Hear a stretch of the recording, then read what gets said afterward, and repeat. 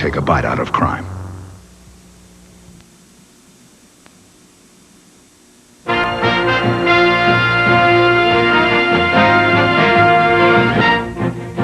CNN Headline News, I'm Dave Walker, sitting in for Charles Ewey. After days of rage and violence, an eerie calm prevails in Los Angeles today. A wisp of smoke from smoldering ruins is still drifting in the sky as the shock and reality of the devastation sinks in for many shop owners. Gunfire broke the silence overnight, but for the most part, a dawn-to-dusk curfew held. Today, Los Angeles resembles a city under military occupation. Thousands of heavily armed National Guardsmen and police are marching through neighborhoods to keep the peace. So far, 44 people have been killed, more than 1,900 hurt in the rioting which began Wednesday night. In Koreatown, where about 150 businesses were gutted, Korean merchants guard their stores with assault weapons or professional security guards. The violence erupted after a jury acquitted 4 white police officers of beating a black motorist, Rodney King. Hundreds of people lined up outside one post office in Los Angeles today to pick up their mail. Many were anticipating welfare and Social Security payments. Government checks are normally delivered on the first of the month, but mail delivery was stopped to unsafe neighborhoods. The rioting is also forcing many residents of South Central LA to do their grocery shopping in the suburbs. Many stores in their own neighborhoods shut down or were heavily looted. Hollywood is helping out with the cleanup. Carl Weathers and Edward James Olmos were 2 of the celebrities who joined ordinary citizens to sweep up damaged neighborhoods. This cleaning up is symbolic of what we all have to do. We have to do it more than just the streets of South Central. We have to do it in our psyches. We have to do it in our homes. We have to do it in our SNLs. We have to do some cleaning up in our country, in our government. It's important to go out and do it. For the 4,000 Army and Marine troops President Bush ordered to Los Angeles are on the outskirts of the city, prepared to enter if more violence breaks out. In a televised address last night, Mr. Bush promised to use whatever force is necessary to quell the violence. He is calling on Americans to address the deep-rooted problems of racism and poverty. We must build a future where in every city across this country, empty rage gives way to hope. Where poverty and despair give way to opportunity. After peace is restored to Los Angeles, we must then turn again to the underlying causes of such tragic events.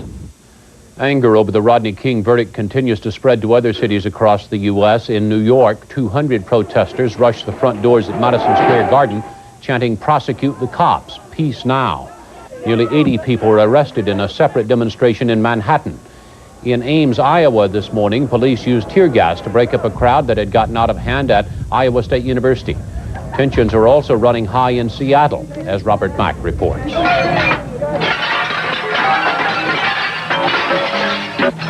A fire at Pacific First Bank on 7th Avenue. A gang of guys come by, and they broke the window out. They were roaming the streets all night.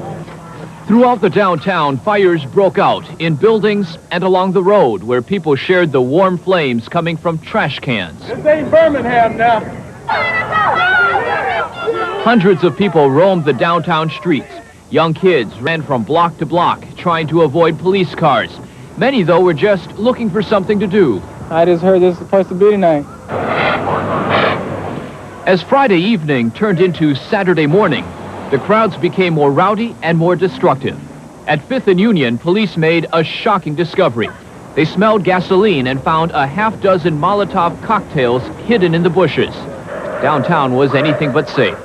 This man was just walking down 2nd Avenue.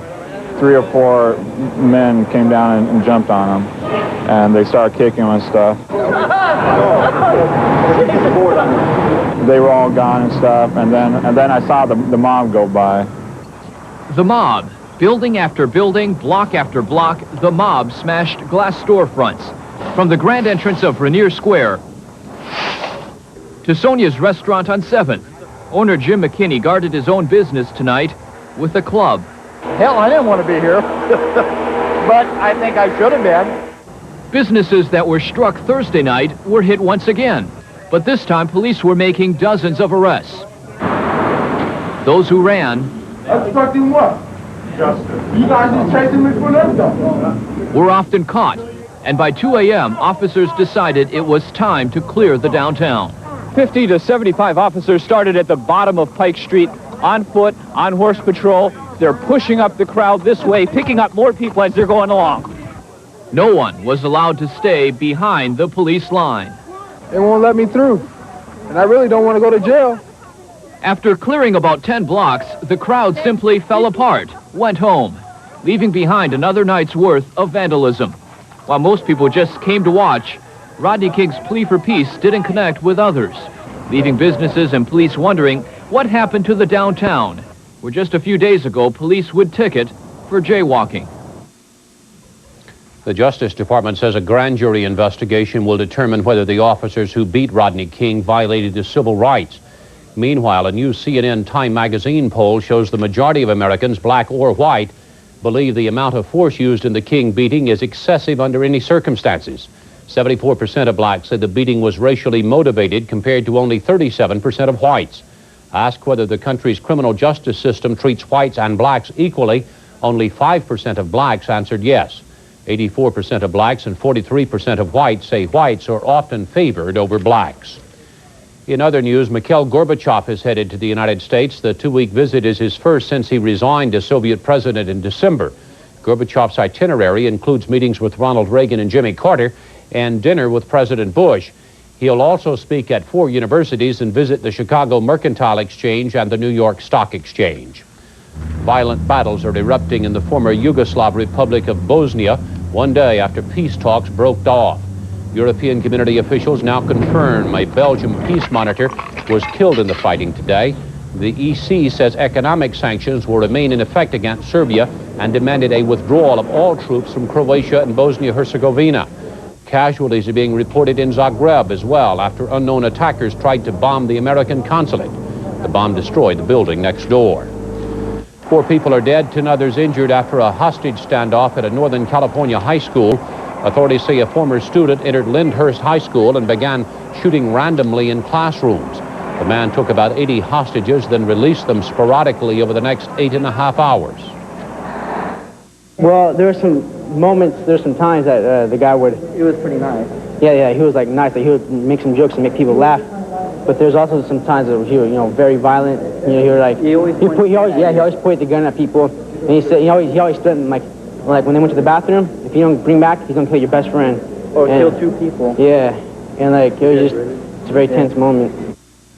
Authorities say the suspect apparently was angry because he had failed a class as a student. Nearly 2 weeks of anti-abortion protests in Buffalo, New York are ending almost the same way they started, with arrest. 65 anti-abortion activists were arrested today for blocking entrances to a women's clinic in the downtown area. Police also arrested 112 anti-abortion protesters and 4 abortion rights activists in Amherst yesterday. Operation Rescue's campaign of mass demonstrations was aimed at shutting down abortion clinics in the Buffalo area. Arkansas Governor Bill Clinton was in New Orleans today. He spoke at the Democratic Leadership Council's annual conference. Clinton was president of the group, which consists of moderate Democrats, until he declared his candidacy for president. Later today, Clinton attends 2 fundraisers before heading back to Washington.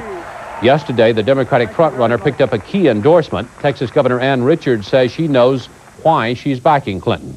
I'm endorsing Bill Clinton for President of the United States tonight for a lot of good reasons. I'm tired of sloganeering politics. I'm sick of the 10-second soundbite of someone telling me he's going to be the education president and totally fail. I'm sick of being told that he's going to be the environmental president, and we are living with stinking squalor of poison that is coming into our communities. Republican presidential candidate Pat Buchanan is airing a radio message in North Carolina. In it, he lashes out at liberals for supporting laws that discriminate against white folks. Meanwhile, Buchanan is having a bumpy ride on the campaign trail. He was heckled last night as he spoke at a college in Charlotte, North Carolina. That state holds its primary Tuesday. In a television interview, he criticized the response to what he calls the thuggery in Los Angeles, saying LA Mayor Tom Bradley should have used greater force.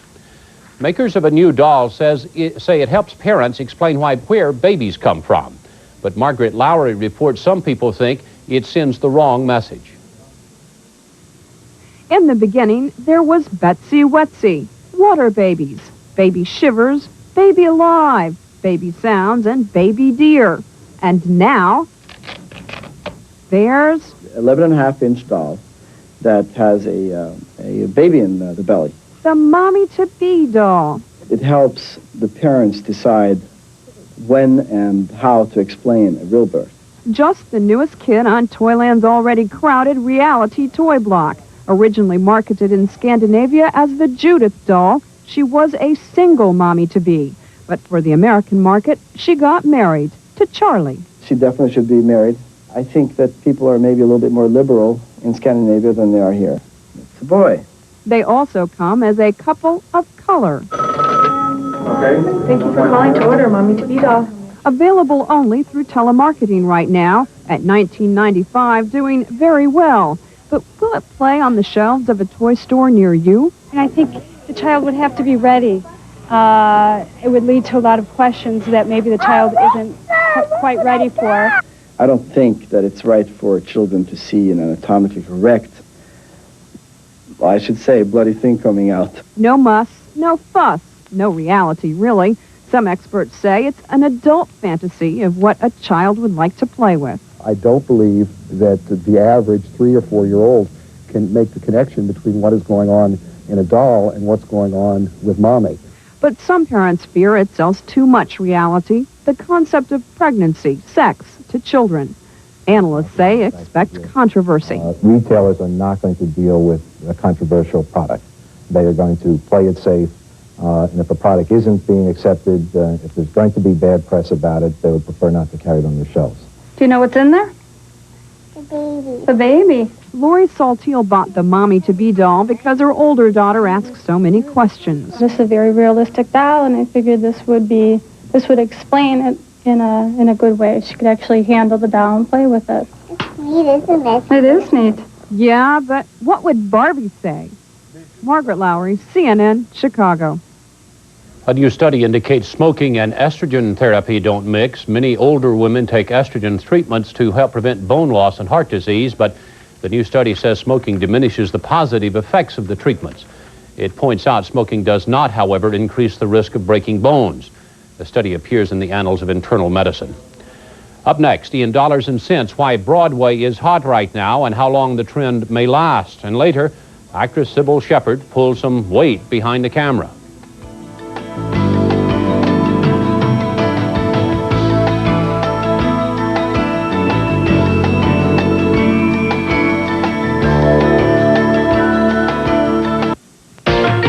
This is CNN Headline News.